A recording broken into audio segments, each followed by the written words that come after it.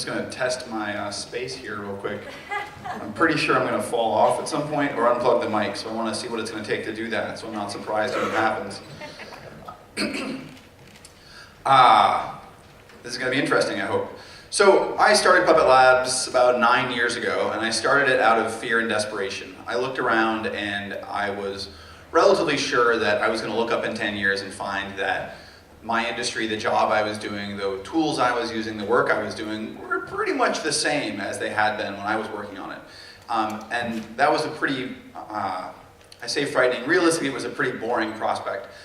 I was also, I had kind of topped out in the work that I could do. I mean, let's be clear, I was awesome, but the work that was available to do had topped out. So I was looking for something else to do. How else can I maintain interest in my job? And to some extent I was kind of looking to get, to move on to kind of, you know, again, this is getting boring, how do I move on to other more interesting things? And I tried a bunch of other stuff. I thought about going to law school. It turns out the law school is so expensive you have to become a lawyer afterwards, which I didn't want to do. And so kind of I was out of options. I said, I guess I'll do the only logical thing and start a company. So I spent about a year working on the project full time before I got my first paying customer, and from there we've kind of gone a bit crazy. I moved from Nashville to Portland in 2009, and since then we've grown from 3 to, I think we're about 300 people now.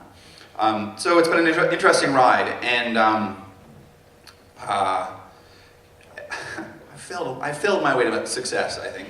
I've learned a lot of lessons, and I was asked here to talk about some of the kind of skid marks you might find if I came wearing a little less clothing.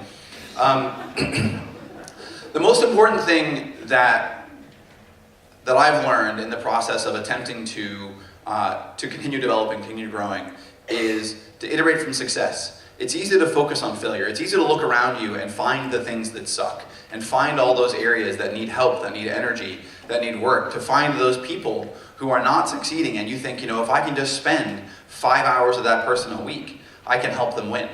That's probably true. But you've got a rock star right next to that person who, if you spent the same 5 hours with the rock star, you would do way better. You've got skills and you've got failures, and if you spent more time with your skills, the things you're awesome at, and kind of ignored your failures, or really hired somebody who's better at that stuff than you are, you would do way better. When you're looking at your business and you're saying, what are the parts of the business that I need to be thinking about? It's easy to spend all of your energy thinking about the parts that are failing. But if you've got 10 customers you're trying to sell to, and one of them loves your stuff, and one of them can't get enough of it, and one of them doesn't need any of your time because they're awesome and they're great customers and they really understand your product, and 9 others who getting them to use your product is like pushing a rock uphill, why the hell are you spending any time with those 9 customers? Go figure out why that one customer is having so much success. Go figure out what's so great about their experience, and then figure out how to take that experience and give it to the other 9. So you have to learn how to iterate from success, not from your failures. You have to slough off the failures. People talk a lot about failure in the startup world, and failure is important. But in general, I find the only thing you learn from failure is, of all the possible ways you could have failed, you've discovered one of them. It's not very useful in the end. I've had people tell me in interviews that, you know, that they think they learn more from failure than success, and they don't. They don't think that. None of you actually believe that. It's easy to prove that you don't believe that. If you had to build a garage, and you had, some of you may have heard this story before, it's my favorite analogy on failure. If you had to build a garage and you had a choice between 2 people who could build the garage for you, one of them had attempted to build 10 garages and had successfully built 10 garages. And the other one had attempted to build 10 garages and had built 0. Now, if you believe you learn more from failure than success, you would obviously hire the person who has never successfully built a garage. None of you would do this, obviously. We all intuitively know success is how you learn. Success is what you build on. But we talk a lot about failure. And the reason you have to talk about failure is because if you can't talk about failure, if you're interviewing somebody, if you're working with somebody, and they can't talk about their failures, you know 2 things about them. A, they're lying to you. They have failed. They've failed in painful, miserable ways. They're just hiding them way under the stairs, hoping you don't notice. And B, they don't take enough risks. And in plenty of worlds, not taking risk is an asset, or at least not a liability. In my world, you have to take risks. If you don't take risks, you can't learn quickly. You can still learn, but you can't learn quickly. So when I work with people, I work hard to find evidence of failure, evidence of willingness to fail, and evidence of resilience to failure. Because you will fail. If you work for me, you are going to fail. I can promise. You have to be resilient to that failure. You also have to learn to experiment well. When you are doing your work, you're building an hypothesis, right? You have a theory about what it's going to take to succeed. Your theory is probably wrong. The fastest you can figure out the ways in which it's wrong, the better off you are. So what you need to do, and this is very counterintuitive, is find the thing that is most likely in the world to prove you wrong. Hey, if I can do these 10 things, and 9 of them pretty much are going to validate my beliefs. The 10th one scares me to death, because it's probably the thing that's most likely to cause this thing to explode in my face, and I'm going to have to spend the next 6 weeks in reconstructive surgery. That's the one I'm going to have to do, because it's the one that's going to teach me the fastest.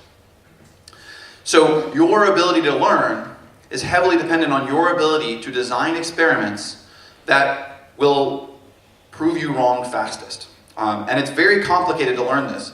You have to acquire the discipline of being honest with yourself about what you have to do, about where the flaws are in the work that you're doing. And this is something that is also hard for people who are betting their careers and their livelihoods on being right all the time. When new information shows up, you have to reassess your decision. You have to be willing to say, oh look, the world has changed. Should I change my opinion? Has my opinion become obsolete? Has my understanding of the world become stale because this new information is here? And you have to be willing to comfortably discard information and conclusions you had worked so hard to acquire. My company is growing, roughly doubling every year, 20 to 30% a quarter. And the costs of managing my company, the difficulty in managing my company, doesn't scale linearly, right? Because I'm not just, the difficulty of talking to one person is much less than the difficulty of talking to 2 people. It's not half as much. The difficulty of talking to 300 people is much greater than the difficulty of talking to 150 people. It's not twice as great. That means I have to scale personally much more quickly than my company scales. I have to double in scale every quarter, every year, every 2 quarters, rather than while my company only doubles every year overall. And that's 5 minutes left, right? Okay. So I have to focus on getting better every single week. I have to look at the work that I do. I have to look at the actions that I take and say, in what way can I use this to get better at my job? In what way am I investing in not just my success, not just execution today, but am I investing in improving my ability to execute tomorrow, right? If I don't get more efficient, more capable, more powerful, then I'm not going to succeed tomorrow. And I hate firing myself. So it's not really about what you shipped. Shipping today is only useful if it helps you ship better tomorrow. And it's really about, did it help you improve? And crucially, did it help you improve in the areas that matter? Any of us can pick up any job in the world and say, I can find a way to make this better. That's not very useful. Can you find a way to make it better in a way that truly matters? That is a difficult skill, right? That's an important skill. Because in our world, there's so much difficulty and failure around us, it's pretty easy to find something that could be better. And it's pretty easy to make it better. But in a lot of cases, and far more cases than you might want to admit, most of those things don't really matter. We had an experiment internally where we made a change to our website, and we saw this 15% jump in conversions on the website, and that was great. And then we looked at it and we went, I kind of think that sucks still. We made another change and saw 100% conversion, 100% increase compared to the new high watermark. So you look at it and you go, oh, the first change, it was great, but it was kind of useless. We wasted a week because we were fiddling with the little bits when we should have been fiddling with the big bits, right? We should have been making the big changes. And that ability to grow, that ability to improve every week in ways that matter, it's a scary thing, right? Because you have to admit to yourself, if I don't scale, if I don't grow, if I don't advance, I'm probably not going to work. I'm not going to succeed in this, right? It's fearful. You want to just focus, get stuff done, get stuff done.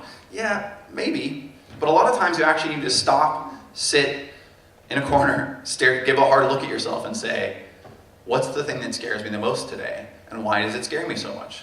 Spend a little time wallowing in your fear and figuring out why it hurts your brain so much, why it scares you so much.